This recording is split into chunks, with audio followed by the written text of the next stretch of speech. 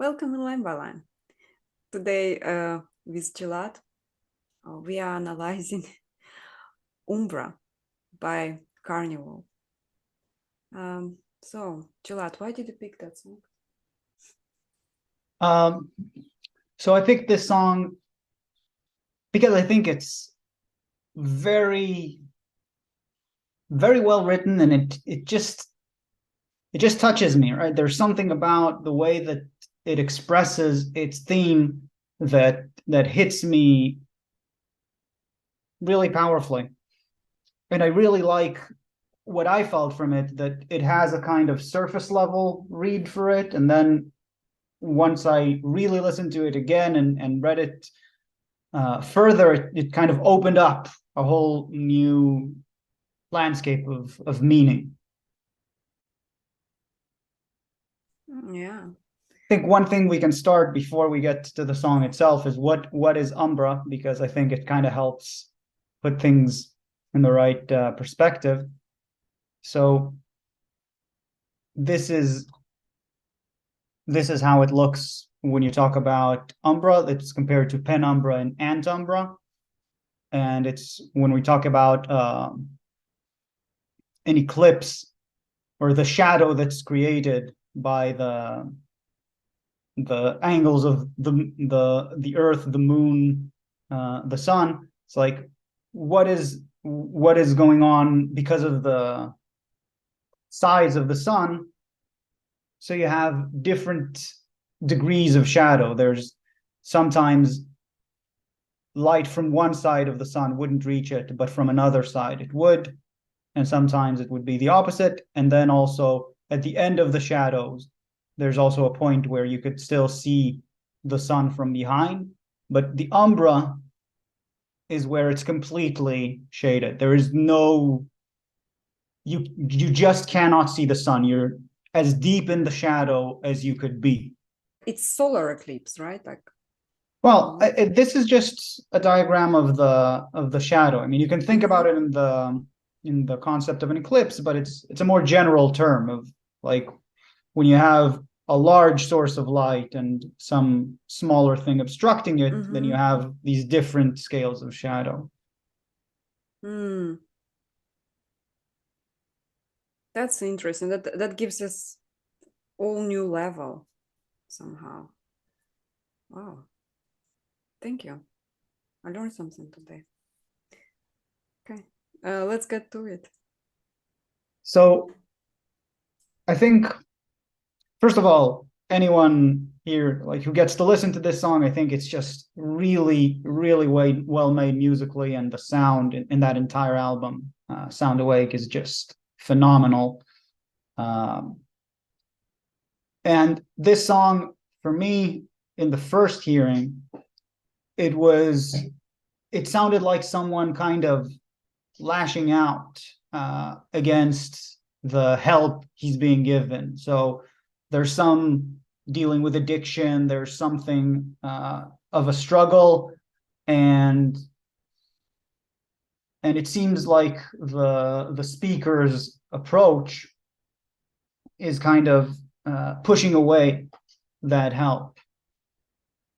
But reading it and listening to it again, over time, I think it really comes to the insufficiency of that help, of how that help, the structures and the way in which people are trying to help or to solve the problem is actually not seeing neither him nor the problem. So in a way, I think it's a song about a real meaning crisis.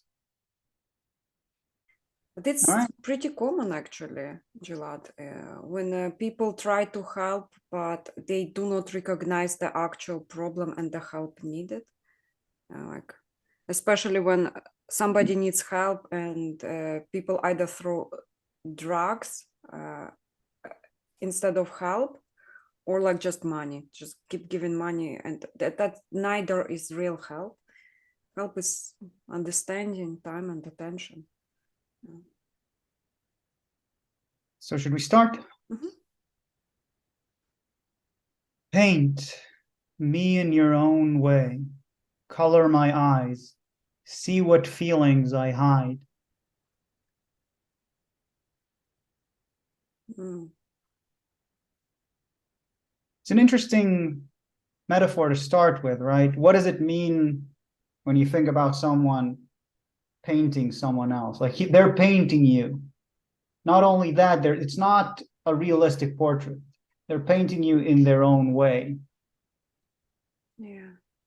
That's the first words. Like, first of all, here's you, and you're going to project what I am. You're going to paint me the way you want to paint me. Mm-hmm. And then he says, color my eyes. Think about, I love that, right? Because it kind of really gets at that intimacy, right? You're painting someone, and that point when you're coloring their eyes, what kind of connection is that to a person? On the one hand, you're investing that kind of attention and intention into that person. Mm-hmm. And on the other hand, you're not looking at their eyes. You're looking at the piece of paper where you're painting their eyes. Yeah. I'm thinking about giving in, sort of thing. So the person just I would like you to paint me in your own way, but like that part, see what feelings I hide, should be in reverse. I want you to paint me in your way to see what feelings you hide. Because when somebody paints somebody else, they project what they feel and think about that person. Like if I see, like if I hear somebody criticizing or describing me in their own way, I can basically know what they feel. Either they completely misread me, or like, do they see the real one? So, Yeah, I think that's a strong thing that it's pointing to, right? This see what feelings I hide, not by looking into my eyes, right? But yeah. by painting my eyes. But your interaction is literally with an image of me, Mm-hmm. right? You're creating an image of me, and then you're looking at it and thinking, what is this image hiding? What is, like, that's such an interesting, Impossible. like, and deep metaphor already, just in the first stanza. Yeah. Is it like impossible thing to do, actually? It's like sarcastic almost. Yeah. Paint me and then see from the painting what feelings I hide. Like, Yeah, but I think it also holds even more than that, because there's a mhm. lot of care and empathy there, right? Because Oh. you don't paint something like you know, you like there's this Mhm. investment, color my eyes. You're not, coloring by number. You're putting a Mhm. lot of effort and attention into that, right? I don't think it's such a flat metaphor of, oh, there's a real investment there, but it's towards that image. Mm. Yeah. I remember spending hours just to make a little bit of change in a paint. Look at the Interesting. at the picture behind you, right? Yeah. Coloring that eye. That's my eye, by the way, but like the color isn't real. Mm. Like real, I have green eyes and those are blue. Yeah, but it's done by EM. You met her. Um, yeah, yeah. No one knows why. No one can forgive. Second thought, why do I care? Hmm. It No one understands, and if no one understands, why should I care? So I think it starts with this kind of already the theme of addiction and its relation to society is popping up here, right? This, like, no one gets it, so no one knows why, and no one can forgive, right? That's what stands out to the speaker. Mm-hmm. And then just this shrug, why do I care? Why do I bother? Why is this? The feeling of how trapped in how trapped the speaker is, and how he feels that nothing really addresses the root of the problem. It's already in there, right? It's not no one knows why, no one can forgive, and now I'm stuck in this bad place. No, it's like, actually, screw it. Mm-hmm. Right? Why do I even care? Why? There's no solution, right? There's almost the nihilism appearing there. Giving up as well. If no one knows why, no one can forgive. Like, somehow forgiveness without understanding is not real forgiveness somehow. Do you think? Yeah. Interesting. I find that sometimes forgiveness is about not trying to really understand why anymore. Like, at some point, it's about saying, I'm letting this go. I don't know. It's like, for me, I had a friend who really messed up massively. And then it took time for me to understand. I actually understood it. And then he comes back and we talk.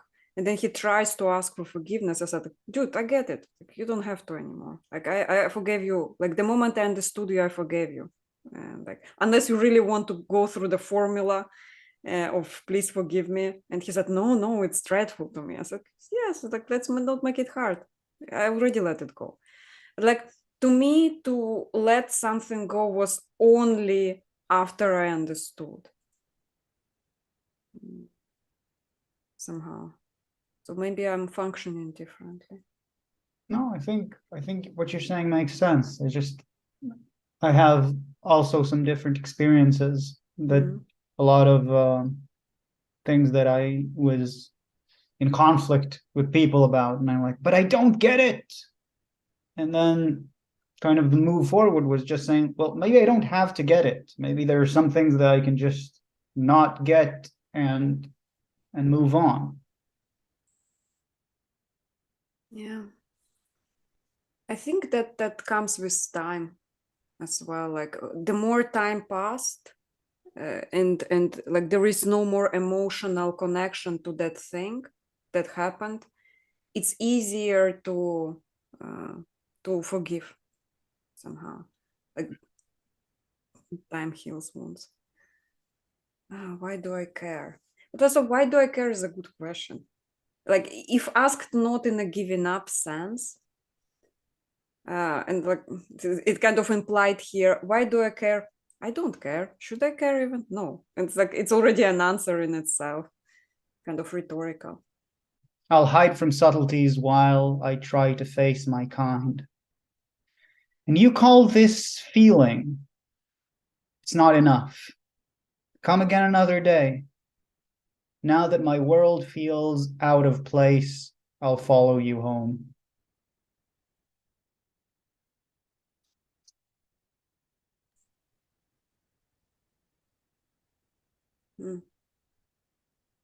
I'll follow you home.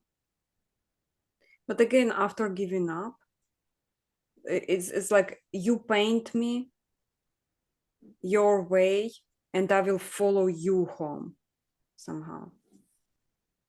I really like the connection where he says, second thought, why do I care? Here's how I'll go about it. I'll hide from subtleties.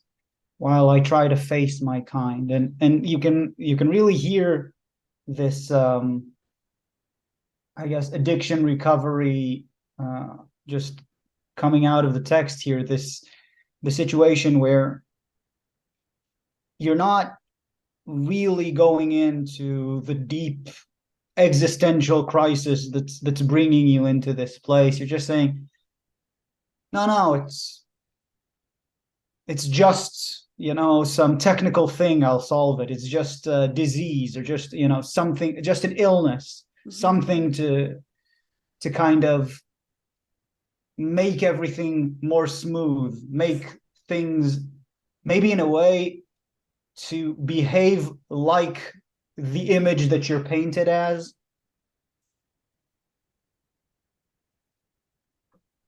Which is horrible.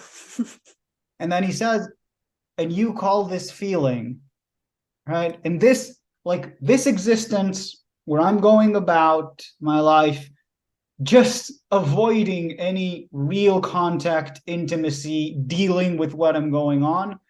You're saying, great, this is feeling, man. This is where you should be. It's not feeling, like you're just getting numb and disconnected from what's really going on with you. Yeah, that rings a bell. I'll hide from subtleties, things that actually the cause of my addiction. I will not look at them. And like I still think he has given up here completely. I will just like do whatever you guys tell me. That feeling that you show me is not enough to break me off from that kind of trap that I'm in at the moment. And that's why that's exactly why I think that this song is a lot deeper than just this guy lashing out at these nice people trying to help him, right? Because what is he being put through, right? This thing that's supposed to help him is mainly, trying to conform him, right? To put him in the way that this nice little image of him looks. Yeah. So that he would be the way that wouldn't bother us so much. And then he goes on and he says, it's not enough. Come again another day. And the ending lines is, I think they're beautiful in just how sinister that can turn out. Like he says, now that my world feels out of place, I'll follow you home. Right? So you go to this process that is supposed to help you. It detaches you even further from yourself. And then when you're so just disconnected, detached, you're feeling completely out of place, you don't even know your world, that's all there is left. Like you're following the cause of, or I don't know if it's the cause of your problem, because you had problems to begin with, but the current cause of making it worse. And you're like, I'll follow you home because this is all I have, right? He gave up on trying to be understood. And he was just like that numb kind of, I'm numb. Like it's like it's whatever. Why do I care? Like all of that line, Jimmy Carr in an interview with Jordan Peterson said, the best way to break out of addiction is purpose. And in here, what goes through that line, he doesn't have any purpose except like that minimal care he gets, care without understanding, care without depth, kind of. That's the only like replacement for purpose. That's why he's like, okay, I will follow you, whatever. But there is no real purpose. Like in order to find purpose, like the person has to look inside and find it from within, not others to tell, not others to paint the purpose for him. Yeah. I think these last lines are kind of like a drowning man holding to, you know, whatever floating thing they can find, right? So now that my world feels out of place, like I have to cling to this because like this is what I have left. And it's not purpose, it's not, you know, you've dismantled even the little sense of agency and control that I had, so now I'm just following you. That's horrible. Yeah, I mean it is what those lines imply, but it's terrible.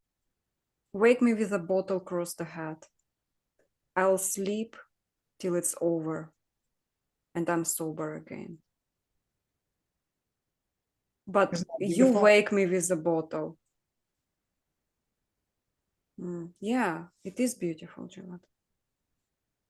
I think both lines are really just laden with so much meaning.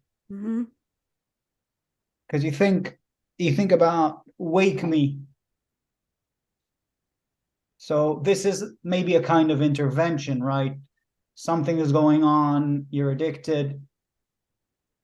Someone needs to wake you up, right? But what does it mean to wake you with a bottle across the head? You know, it's first of all, it's violent, and second, right, the bottle is the addiction. That's the symbol. What does it mean to beat someone over the head with the bottle? Like your intervention in that sense, the way I read it is you're beating them up with the fact that they're addicted, right? That's not understanding the root cause. That's not, you know, really getting it. You're just, you know, bashing them with how bad it is that they're addicted, and that's like waking them up. That's the that doesn't help, basically. And you can see that it's like he says, "Wake me with a bottle across the head," and then the next line is, "I'll sleep till it's over." So, right, this is not waking up. And what does it mean? I'll sleep till it's over and I'm sober again.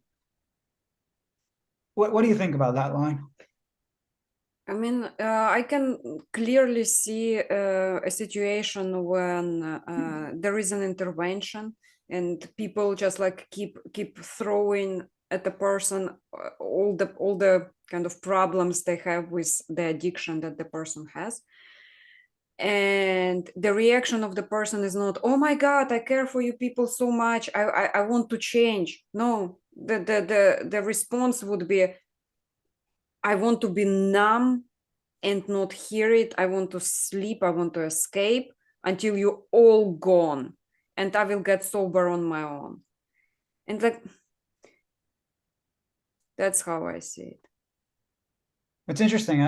I'm with you, like right until that last part where I get sober on my own. I mean, to me, it's like the notion that I see there is like this isn't the process of actually solving the root problem. It's just, okay, you know, I'll follow the method or the path or whatever course of action these, you know, people have decided it works, and this is like absolutely without agency or consciousness. I'm just gonna, you know, put my head down, sleep through that, and at the end I'll be fixed, right? And I'll just sleep and then I'll wake up and I'm sober and no problem. Now I'm normal again. Yeah, that makes even more sense. Actually, yeah. So he will surrender his agency to them. So basically, his agency is asleep. Yeah.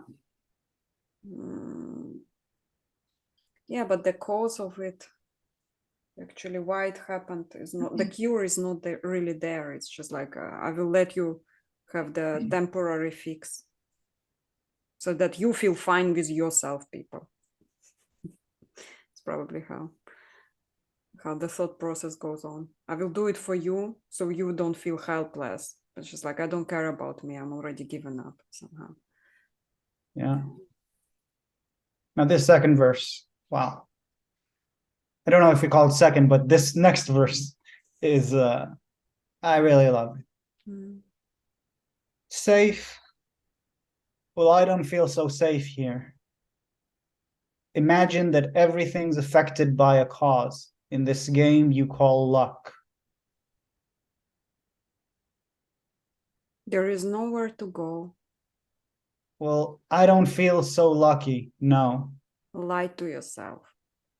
And just when I think I've worked it out, these pieces move and I'm back to the start.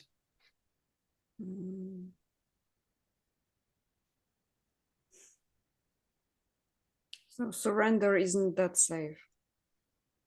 I feel like this is like the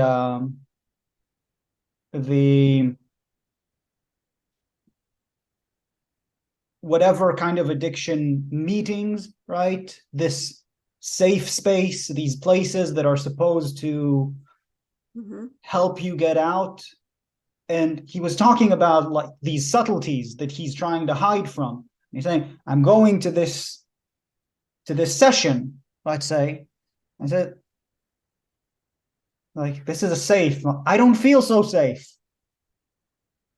Right? This isn't working. This isn't doing what it should do. And you kind of have to accept it, right? Because you can't just go and say, well, maybe this isn't good, because you're defected, right? You're addicted. You don't get to say that the method that's supposed to help you is wrong. The second line in here, imagine everything affected by a cause. Everything has a reason. That's why I don't want to look into those subtleties. There was a reason which I don't want to look at. I don't feel safe in your group because, like, if I will expose whatever caused me, then I will be not safe. There are repercussions to that. So he has to hide something. That's what I read. There is a reason which I don't want to tell any of you. So I have to hide the subtleties. Something happened to him. I read it as, like you're saying, there's a cause, right? And I think this is a bit ironic because he's saying towards this group or this session, and he's saying, like, you call this luck. And I'm telling you, no, it's affected by a cause. This is not an illness that I got unlucky and got addicted. But everything's actually affected by a cause. Yeah. And then you have these two voices, right? So you have, you say, imagine that, and he's getting back something like, there's nowhere to go. You don't have a choice, man. This is where you get to spend your time now. And he's saying, I don't feel so lucky. And the response is, well, lie to yourself. That's our solution for you, right?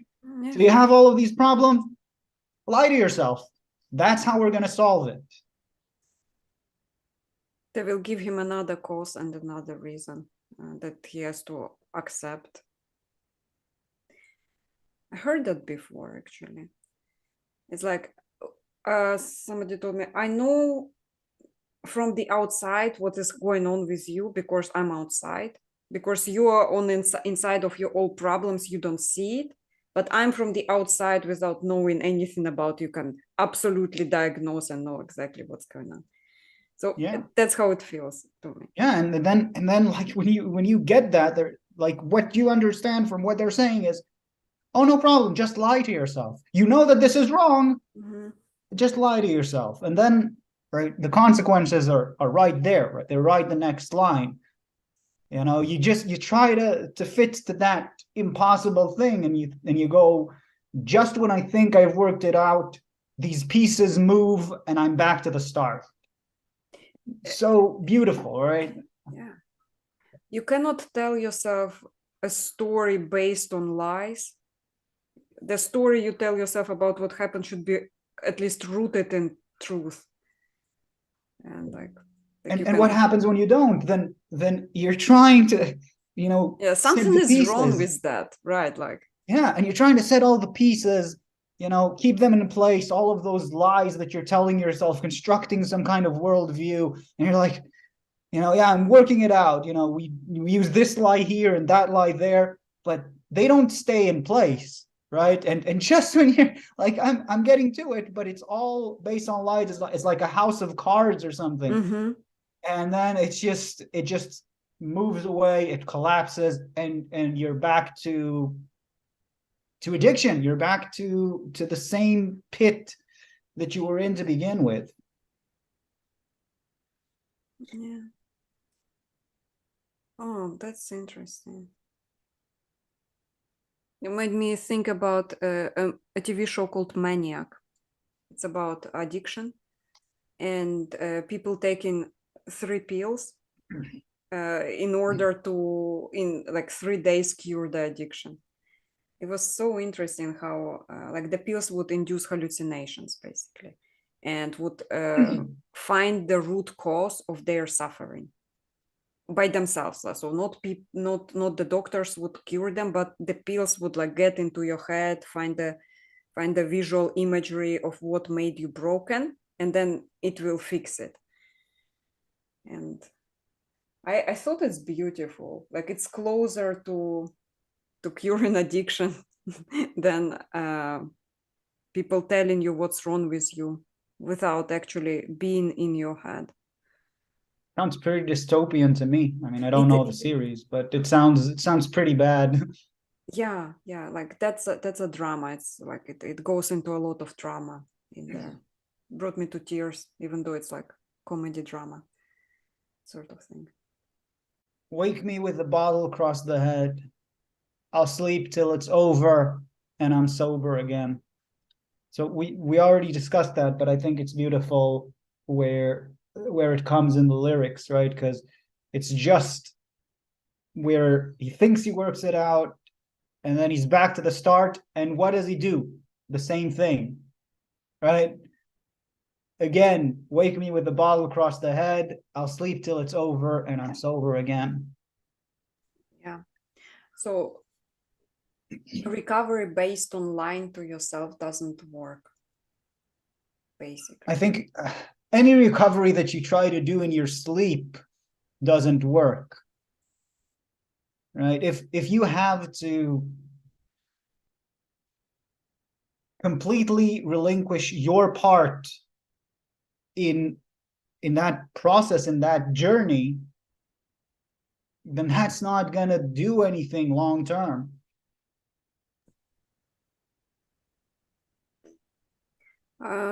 Yeah, it sounds like numbing your pain, numbing whatever bothers you until it's over. But the truth is, it will not be over until you deal with it somehow.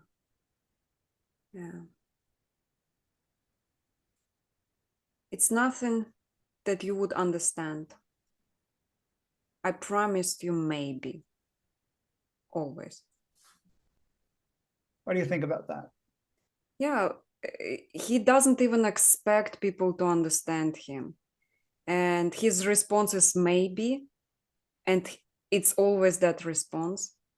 And I heard that many times actually. I heard it maybe this, maybe that, as a constant reply to anything. So that's what you get if you have like friends with addiction. It's like it's so familiar that constant maybe, that like that's hitting deep somehow, and they don't even expect to be understood. Yeah, I was thinking that there's this just helplessness, just really expressed there, because there's this implicit promise, right? You should go, you should take care of yourself, and you're trying to live through that, but it's not working, and then you get the blame, but no one actually understands it, and you're saying like, and you get stuff like, but you promised you would get better, and it's like, probably, but I'm so confused, right? I don't know what the hell is going on. I promised you, maybe, right? I don't know. Maybe I don't know if I'm getting it Yeah, across. no, it's absolutely, it sounds exactly like a friend of mine. So it's like promising maybe, that one is Yeah, and this entrapment, right? This always at the end. That's just you're constantly promising maybe, like you can't get out even of that pattern. Yeah, because there is no agency. I've also found that's something that is something that traps both sides, right? It traps the person trying to help as well. Yeah. So you have this like recurring cycle where this person is telling you, come on, you have to help yourself, and now like you owe it to them, like you're promising them within that image that they have of you, and this tension, like it's just constantly in a clash, and there's real care and empathy there, but it's so dramatically insufficient. What do you think would be good solution for a friend?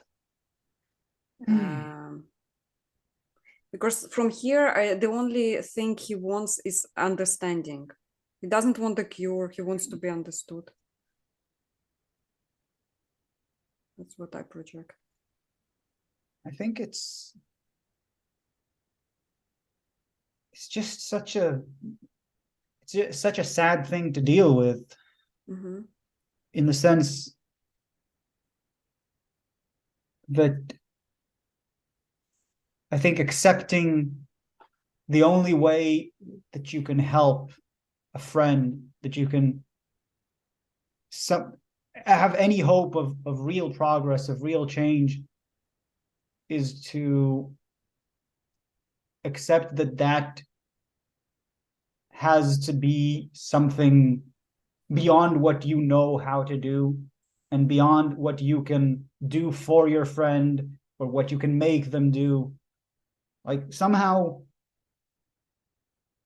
in a way, really accepting their agency, including all of the terrible possibilities that it includes, I think is something that has to be dealt with, has to be done.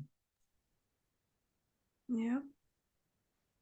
So I would agree to that. So you have to accept their agency and strengthen it without taking it like, I know better than you, kind of sort of thing. I know what's good for you because I care. Like this is, it's however how much legit it is legit, but like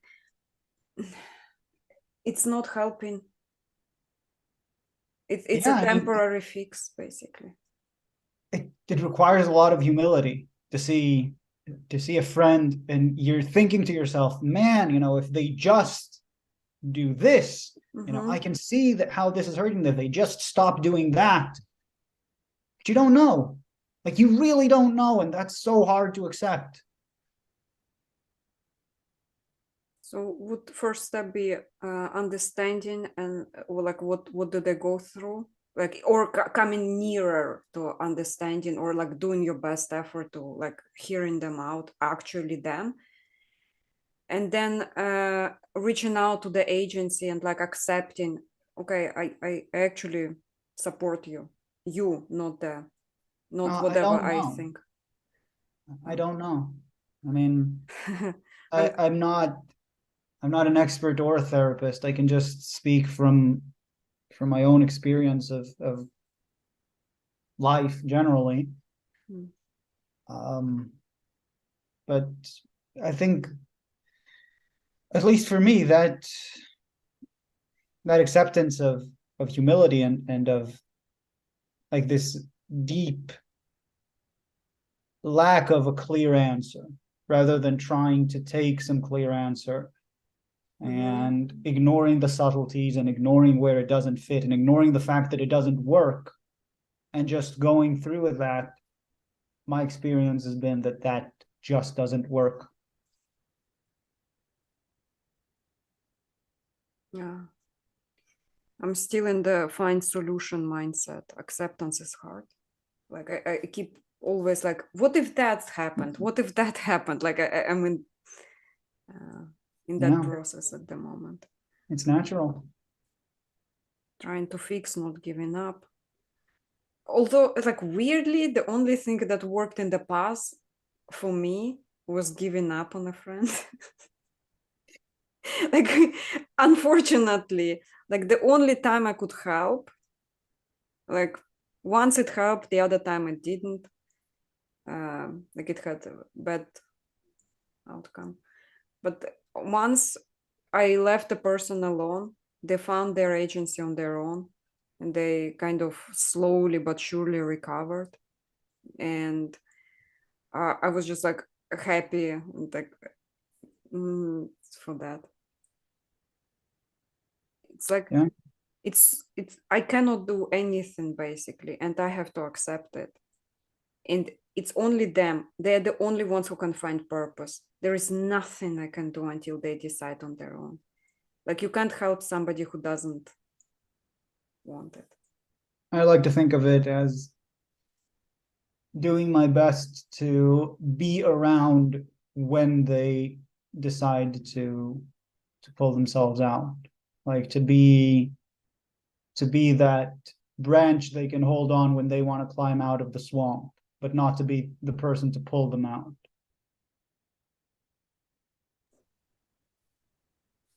Also, not to be an enabler somehow, because they can make you by accident. Like you can mean well, but all you can do is to hold them in that state. Like they will not pull themselves out until you turn your back on them. Yeah, I think it's like when if you try to help someone out of a swamp and they don't want to get out, like at best it will not work, and at worst they'll just pull you in the swamp.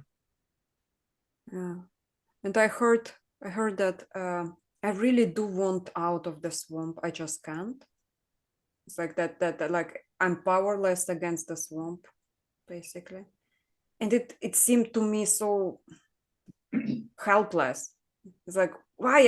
I really I can see like multiple ways out of that swamp. It's not that difficult. Here is like what I would do, and he's like, well, you're not me, so Yeah, it's that's like really hard to accept, but sometimes you just have to, like, that all of the ways that you see are actually painting them in your own way. yeah. Well, the reason I had to get out because it was so bad for me. Like I noticed what it was doing to me. Like I basically kind of picked up on that helplessness and was helpless myself. It would completely drain any motivation from my life because every interaction with them would feel like I failed. So each time I would see it, I would like, oh, I failed. I failed. Like and I kept repeating it until it like completely brought me down. I I definitely can relate to that feeling. So and that acceptance is actually a um, good advice. Basically, I could not come soon enough. Somehow, yeah, that was very insightful, Gilad. I think so as well. I mean, it was for me as well. Do you think it matters? Here I will stand. Do you think at all? Here I will fall. Do we complicate it? Organized recovery. Do we know it all? I will always go. What do you think about this stanza? It's like absolutely different planes of understanding. They both talk about completely different things. Like it's like water talking to fire somehow. It's like I don't know. I felt like the ones in the parentheses, the second voice is so ironic but also helpless, right? That this notion that this organized recovery is somehow like the given this kind of status, right? Here I will stand, here I will fall, you know, organized recovery. I'll always like this over dramatization, right? Your entire life is if you go to this to these addiction handling sessions, right? This is here I will stand, here I will fall, and on the other hand, he's like,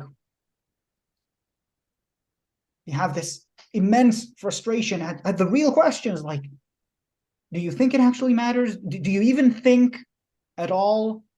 Do we even know all of these things that we claim to know, right? These are existential questions. This is not a person trying to be pragmatic about their life. This is something real that the person is dealing with. And what do they have to deal with it?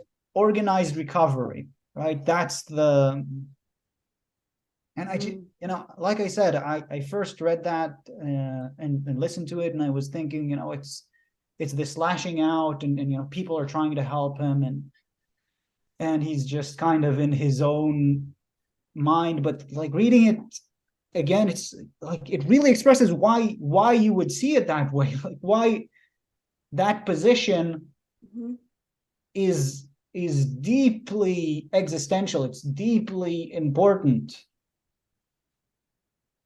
I like somehow to me stood out the second voice says stand, fall, recovery, go. It's like constant cheerleading, like empty kind of blind stand, fall, recovery, go, stand, fall, recovery, go. Like that's what it stood out to me as. It's like the person is asking the meaningful questions, like, do you think it matters at all? Like, do you even like, maybe it's too complicated, and the Like, response is always robotic cheerleading, robotic cheerleading, robotic cheerleading. I like that analogy in terms of how absurd it would be, like if you went to the wise man and you asked him, you know, a deep question, and instead, and every time you would ask him, he would just sit silently, and a group of cheerleaders would come on, Yeah, like a dance with like 4 words, and that would be wisdom. Right? That's the kind of image I can see how that relates to what the song is about. yeah, like somehow Like ChatGPT, right? ChatGPT. Shut out. He's like, it's also funny to me. Do you think at all? Like, are you just like empty? And he was like, here I will fall. It's like as well, like he doesn't, or she doesn't. Whoever the friend, here I will fall in the thought process, because like that's my weakness, thinking. I just here to cheerlead, basically. So that really brought up to me what you said at the beginning. A person has a problem, and the a friend who tries to help doesn't actually see true meaningful ways to help, instead of doing his or her best, which is like this repeating those formulas: organized recovery, organized formulas that like to all the questions, same answer. It's basically. Yeah. And I think generally it's interesting to think about that kind of feeling when someone is sent to organize recovery. So on one hand, there is a beautiful thing about it, to see that you're not alone in your problems. But there's also this sinister element that is like, your problems are not yours, they're not unique. You're within this box of people who have, problems or something, that there's something about that. I don't know. That I can get why it's hard. I don't want to. Here I will stand. I just have to. Here I will fall. I don't need it. Organized recovery. I just want it. I'll always go. Again, like different question, but the response formula still the same. It's like a. I was thinking about how it contrasts or even compares, I guess, the recovery to the addiction, right? I don't want to go to this recovery. I just have to. So, you're losing agency, and then I don't need it. Let's say the alcohol or the substance. I just want it.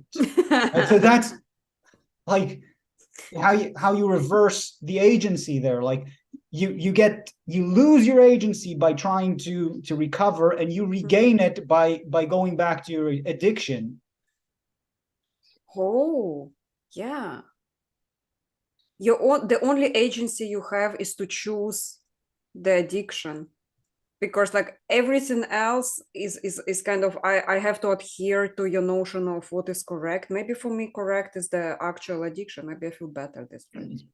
Like so. And the person has to give up what makes them feel better for somebody else, but that somebody else doesn't even get them. Yeah. It's like a trap. I think it also like it's this so in Awakening from the Meaning Crisis, John Vervaeke talks about how our model of addiction is just very wrong. Like the common way we look at it as some physical need, and he's like, I don't need it, right? That's like you're like this notion that is being pushed as though that's some kind of physical need, and all you need is some, like, it's not. You just want it, and maybe you want it for a reason, and maybe that reason is this vicious cycle. There is, I think it's expressed so well. Subtleties. The reason is in the subtleties, which he doesn't want to go into at all. Like the subtleties are so bad and so complicated that he just like, I just want to take the magic cure that I have, and it's too much. Like I don't like.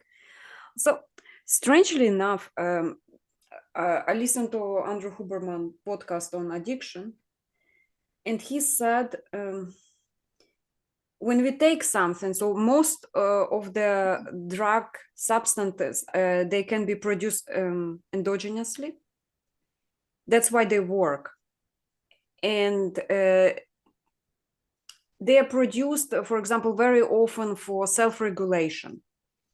Like whatever is, whatever in marijuana, that part, our body produces as well. It helps us to regulate our mood.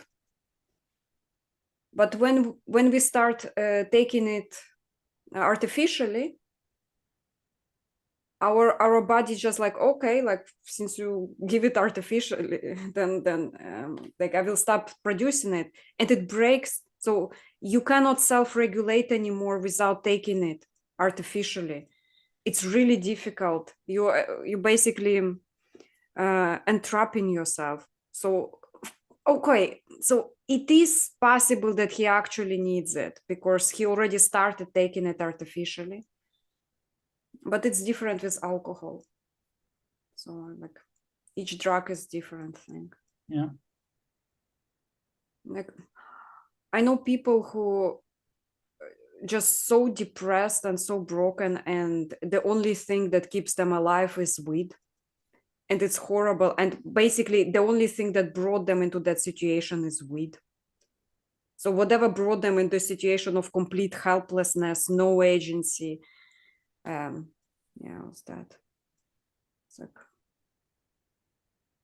especially like I know a bipolar guy who like I knew 2 years ago was still able to go on YouTube and talk about his mental illness, and now he's just like he wants to hide and only open up his eyes to smoke a little bit of weed to feel not too horrible.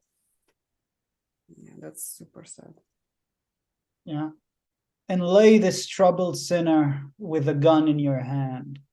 Now you live for no one, knowing what you held in your arm. Wasted promise, set in stone and blood.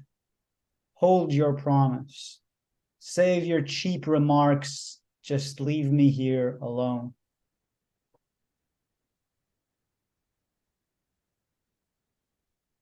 Yeah, that's giving up.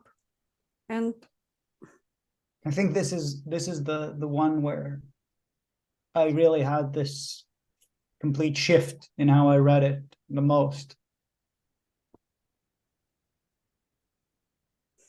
Because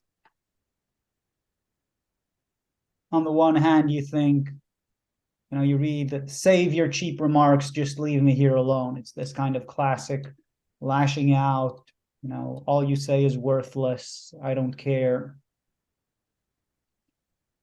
But when you think about like the first part, and you say, and lay this troubled sinner with a gun in your hand, right? It's this, you can feel the hate towards that self-righteousness, that self, I guess the arrogance, right, of painting him in that way, right? And like now that he's failed organized recovery, right, you can finally lay him down and live for no one, right? You don't have to, and I love that part, because in a way, right, you should sort of live for no one in a way. I mean, what I'm trying to say is you shouldn't have been living for someone, right? That shouldn't be all of your life. But like this disconnect where you give up on the person and also kind of cleanse yourself in a way by putting all the sins on them. It sounds a little bit like coming back to Corey Taylor's Snuff. Said, you run away to save yourself. To me, you held a gun in your hand. So you were the one who actually forced me into that situation somehow. And now just run away. It's be free.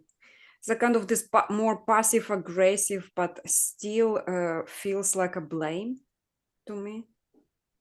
It's interesting.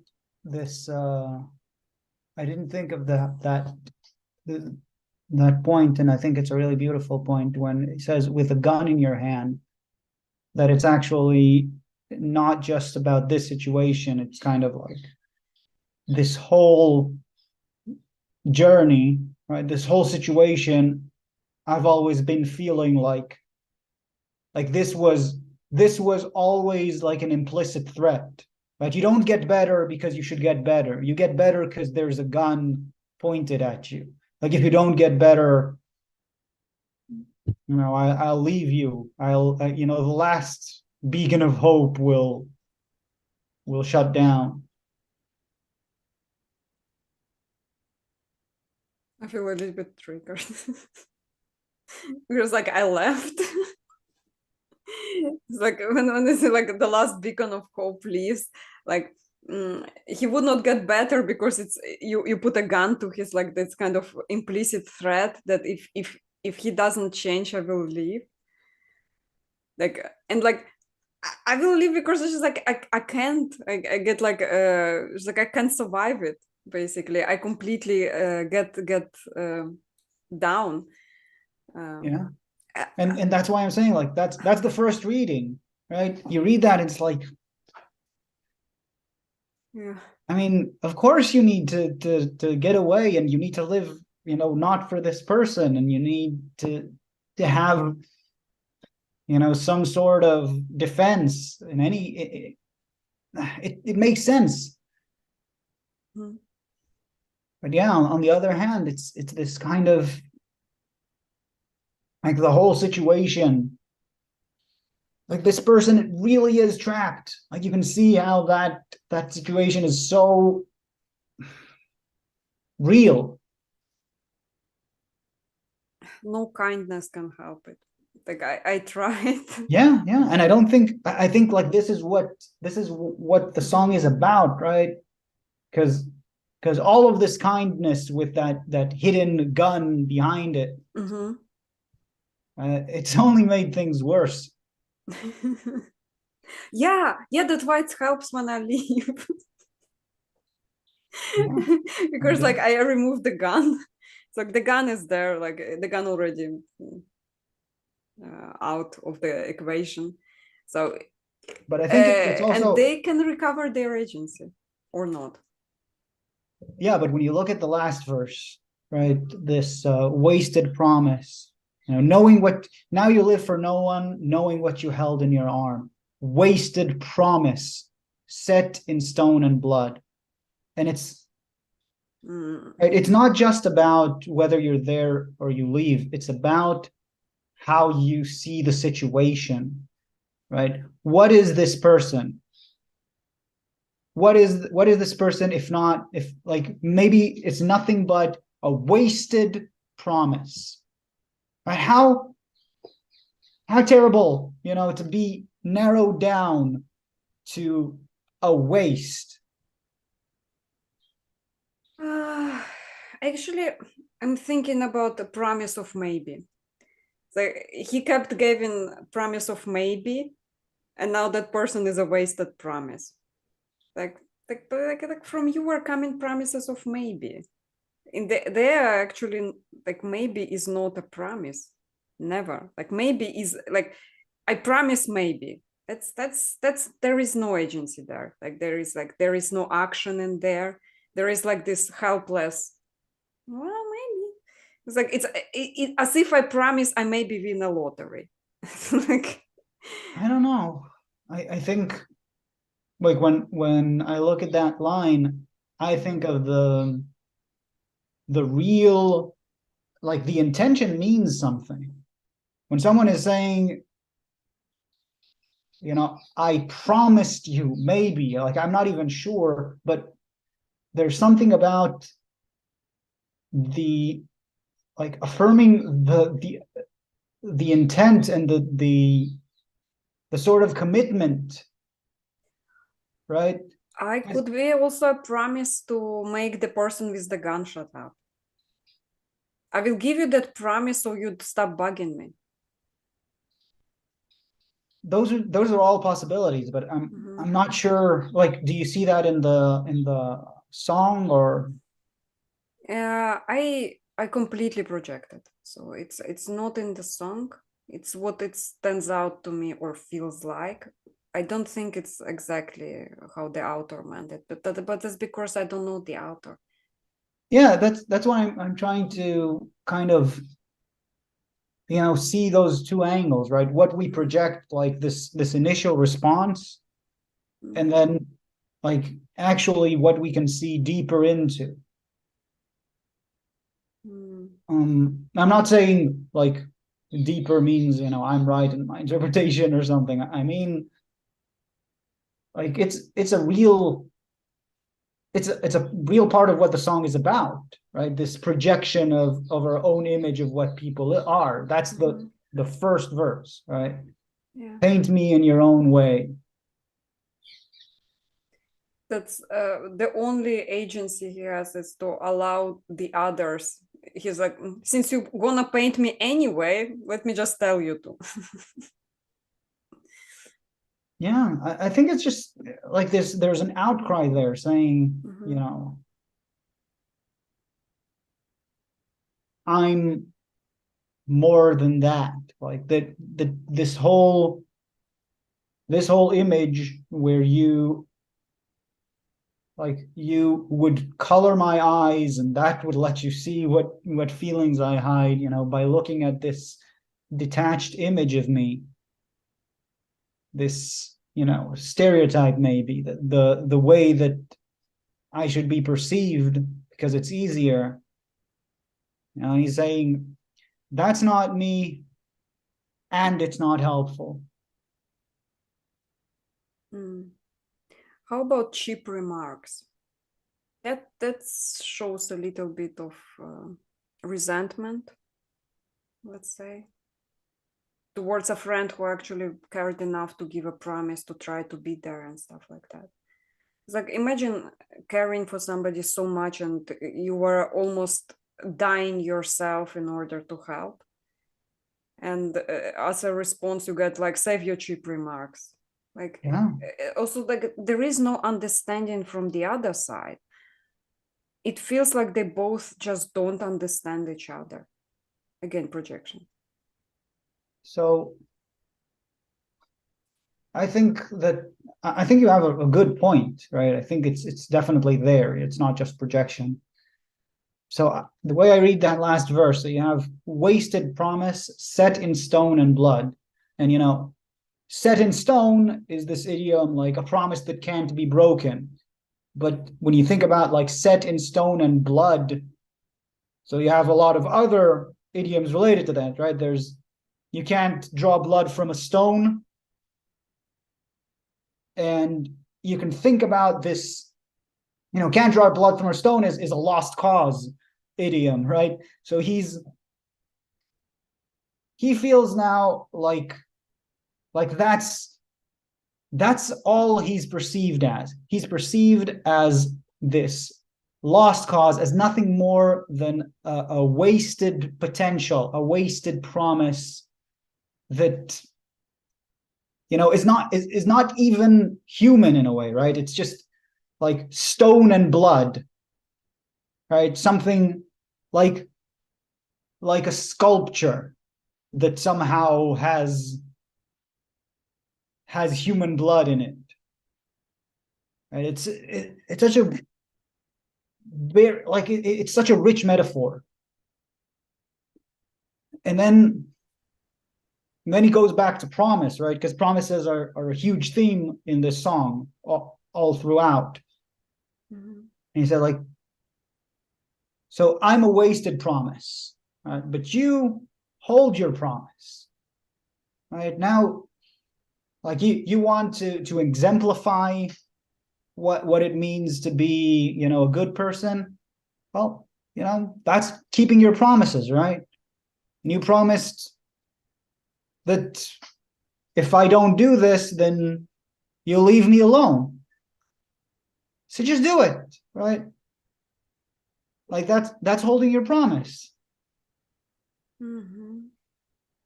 And I really think with all the pain involved, there is a point for save your cheap remarks and just get it done with. Stop dragging this out. And I mean it even from my own perspective, as being the one who cares or cared. Like there's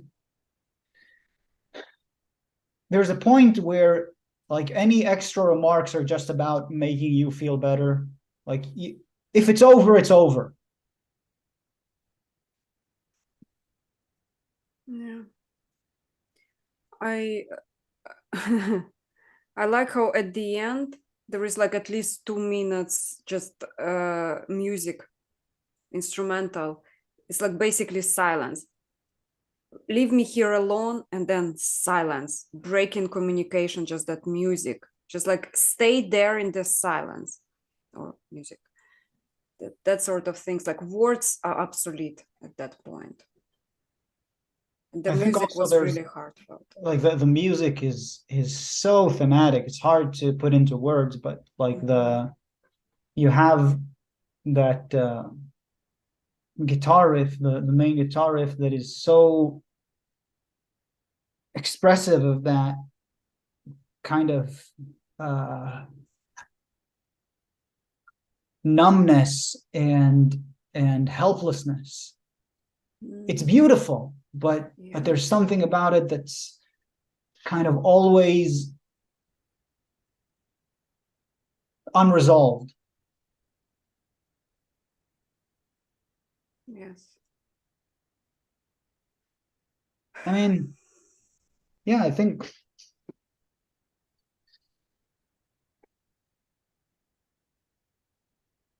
one of the main themes is really a meaning crisis. You really have those deeper questions. No one knows why. No one can forgive you. And like the best you get out of society is, why do I even care? Let's go with nihilism. It's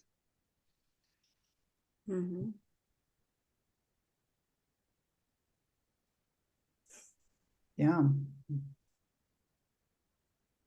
Hard to find a solution here. It's like it's still for me like, what is the answer? What is the solution? I keep searching somehow, because like on the inside I really would like to know what would be the best way possible, what would be the right answer possible, because like all I can do is to tell stories to myself, and those like just stories basically. Well, I think one of the things, for instance, in Socratic dialogues is this aporia, right?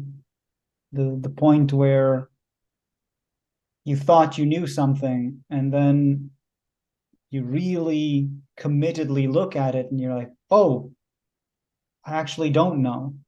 And this is actually real, right? This is a serious problem and it affects my life. And I think that's useful, right? Even if it doesn't, it's better to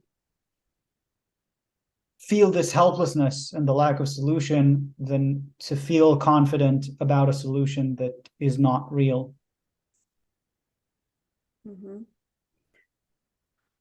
Umbra. It's a state he exists. The deepest shadow. No light. What is the small object that casts that shadow onto him? And covering the like, if there could have been a possibility of light, there is some object that prevents it and leaves him in complete darkness. What do you think that object is in those lyrics? I think that the object is presupposed. I think it comes before the song begins. I think that the problem is that he's in the Umbra.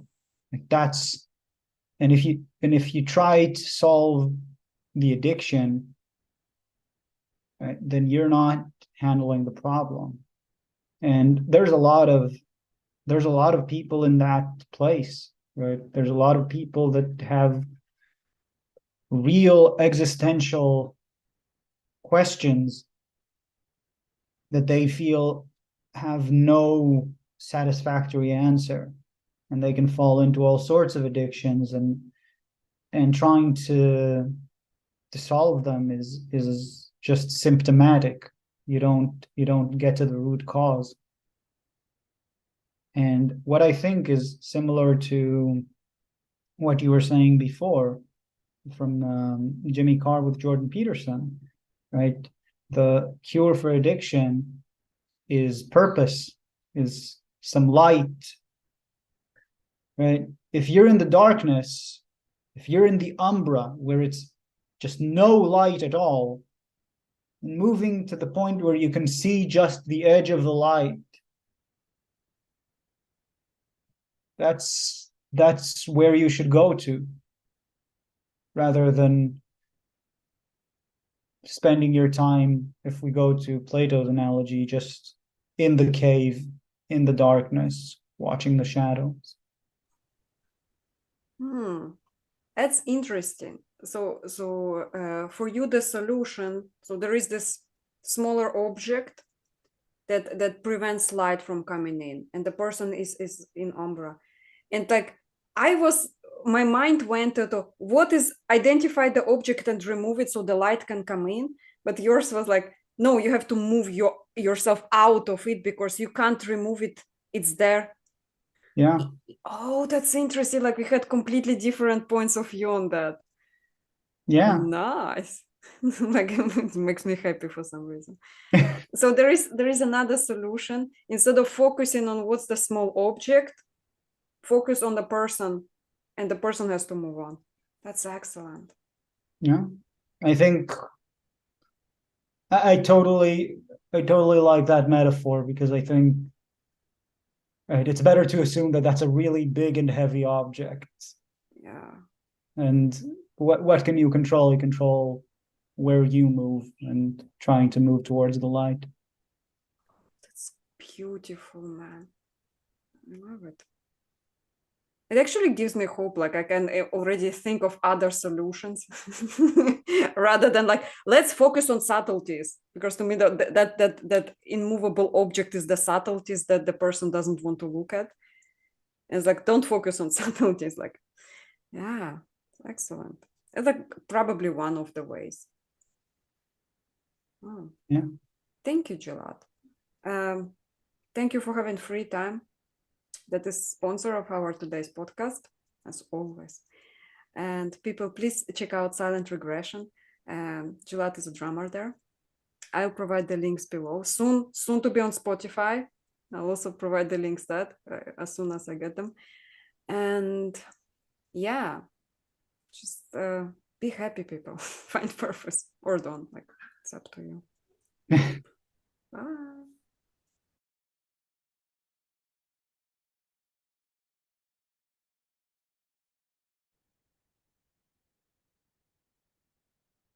Thank you. So it's pronounced Umbra. I think so. I hope. No, it makes sense. Sounds legit.